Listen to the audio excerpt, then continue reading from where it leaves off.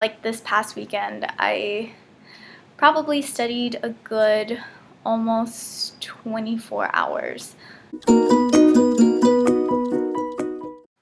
Hey everyone, welcome back to A Dash of Mo, and today I will be answering y'all's questions for this week, and I will be giving y'all my week 7 medical school update.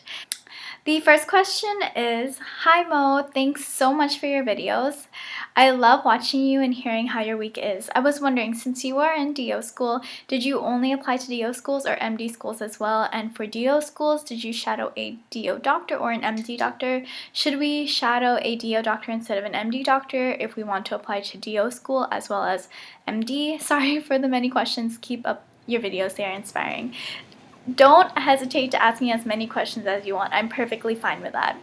But thank you so much for your question. So the first part was, did I only apply to DO schools or MD schools?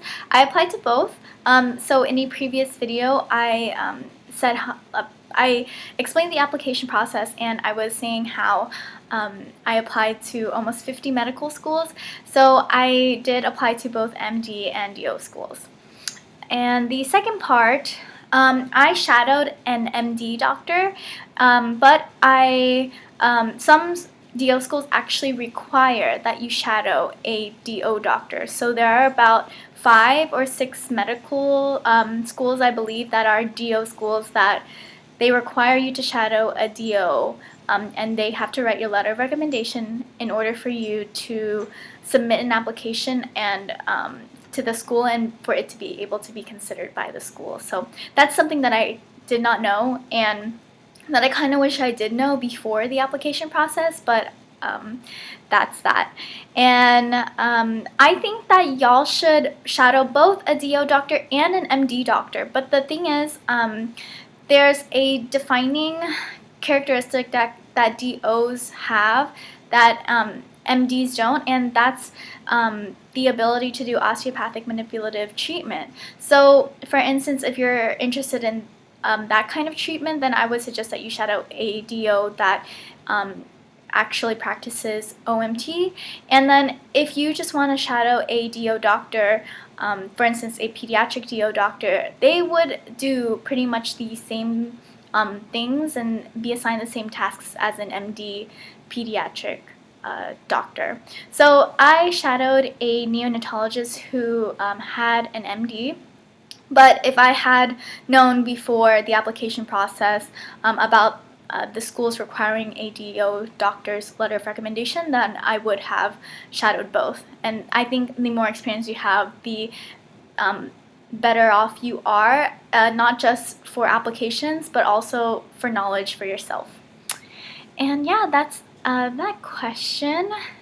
So the next question is, how do I pay for medical school? Is it possible to get a full ride or scholarship? So I said this also in a previous video. I said that I do pay for medical school with student loans, and so do the majority of medical students. So I do believe that there are definitely scholarships out there. They are pretty difficult to acquire, and a full ride is also hard to acquire as well. I have never personally heard of someone getting a full ride to medical school, but if anyone has, then that's awesome for them.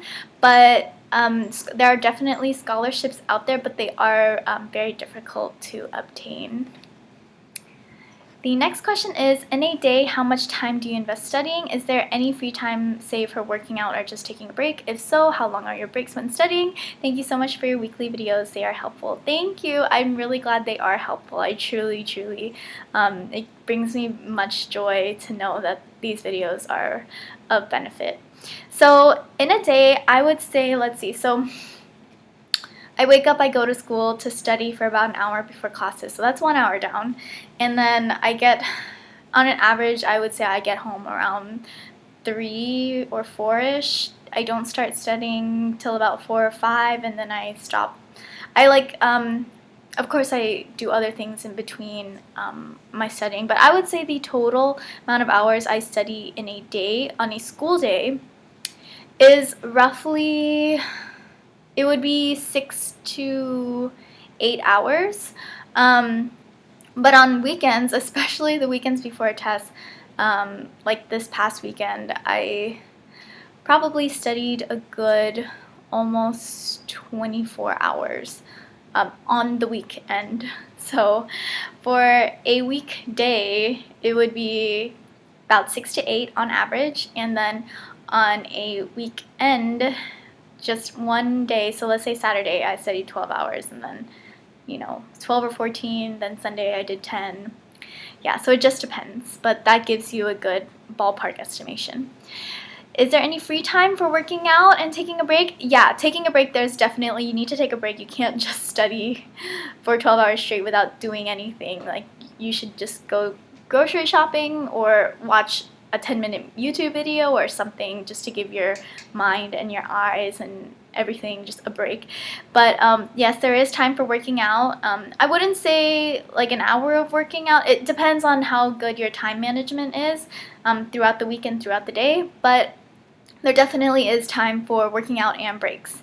And my breaks are about I would say I take like a 10 or so minute break, but if I do end up doing one activity for like 30 minutes, I kind of won't take a break for the next like 2 or 3 hours of studying. So it varies. Plus, I'm one of those people that doesn't really get fatigued like studying for 2 or 3 hours on end, especially if I'm like really into it, at least not yet. But I do suggest taking breaks when studying.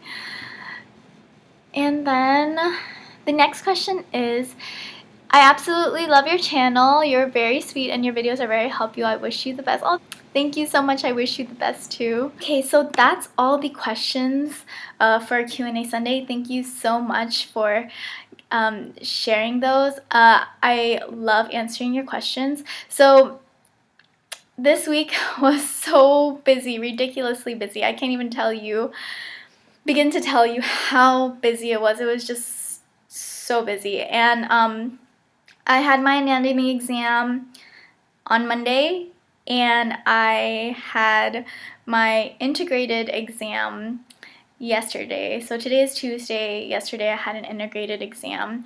It was 4 hours long. So yeah, but anyways, if you want to hear about my experience with integrated exam, just subscribe to my channel, and then you will get a notification when I put up a video next week about my experience with my first integrated medical school exam. So on to the anatomy exam. So I studied super hard that weekend. I was freaking out. I felt like I didn't know anything. I was just so worried that I was not even going to pass my anatomy exam. But it is with my great pleasure to inform y'all that I did indeed pass my first medical school anatomy exam, and I can't tell you how unbelievably just relieved I am, because I was really freaking out. So my first anatomy exam. Our exam started at 3, so we had so much time in the morning to review beforehand. So it was a 2-hour test, 3 to 5, 103 questions, and it was board style questions, so you really had to think about it, and you really had to apply the knowledge of anatomy that you had to a clinical type setting. And then after our written exam, we had a lab practical that consisted of 34 questions. So there were 3 groups that took the lab practical after the written exam, and I was the first group to go. So I had no time to review. I just went straight to the lab right after I finished my written exam, and I did the practical, finished it. That time went by so fast, and then yeah, we got out and we were free for that time. So that was that, and yeah, I'm so happy it's over. There are 3 more anatomy exams to go for this semester, so I definitely know how to better prepare for the next exam, and hopefully I won't be freaking out as much as this last exam, because I was too worried about it. It was just it really scared me. So then I had my typical week of going to school, being in lecture, trying to keep up with the material, but it's just our whole class.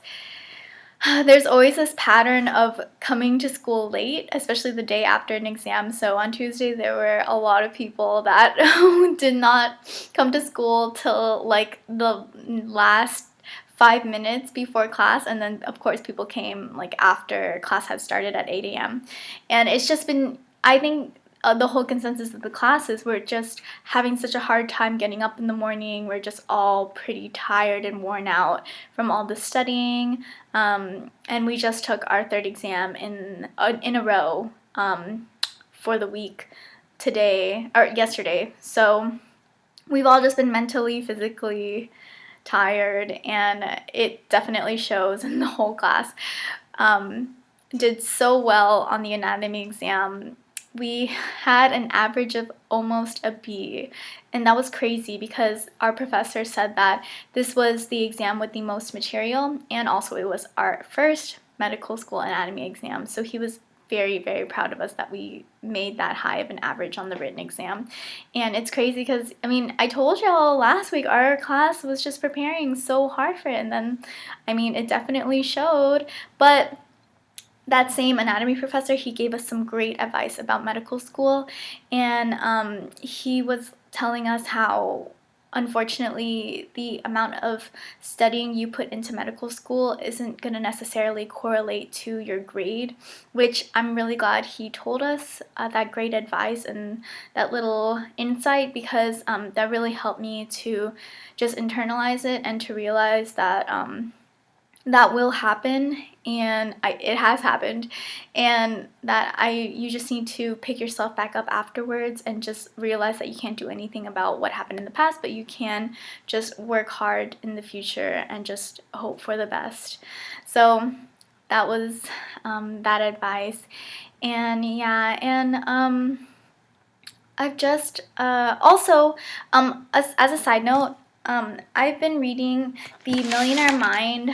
I'm rereading it every night before I go to bed. I started like in the summer. I don't read like a whole chapter. I just read like maybe a few pages every night before I go to bed, just to like rest my eyes, and it also helps me get my mind off of kind of like medical related stuff, and it just keeps me motivated to do what I do. And the Millionaire Mind isn't really what you think. It's not how to become a millionaire or anything like that.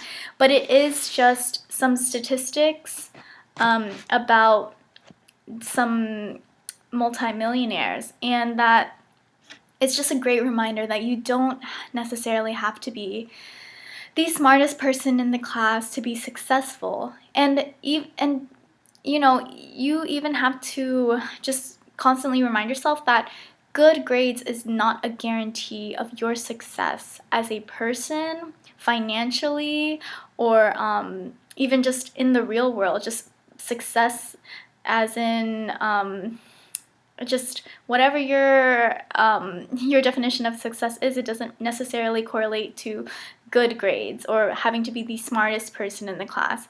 So I love reading this book. I highly recommend picking it up and just reading it. So thank you so much for sticking around. I do apologize for such a late video. That's medical school. It's as blessed as I am and as grateful as I am to be here. It's just been so exhausting.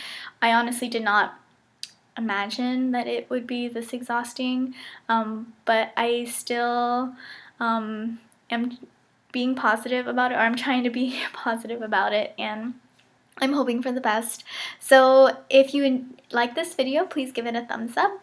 Also, if you haven't already, please like my Facebook page, and I would encourage you this week, if you do have a friend that is interested in going to medical school or anything like that, I encourage you to share my channel with them, or just tell them about my channel, and I would greatly appreciate that. Not only do I want this channel to be a place where I can experience medical school with y'all, but also I can definitely help me to help.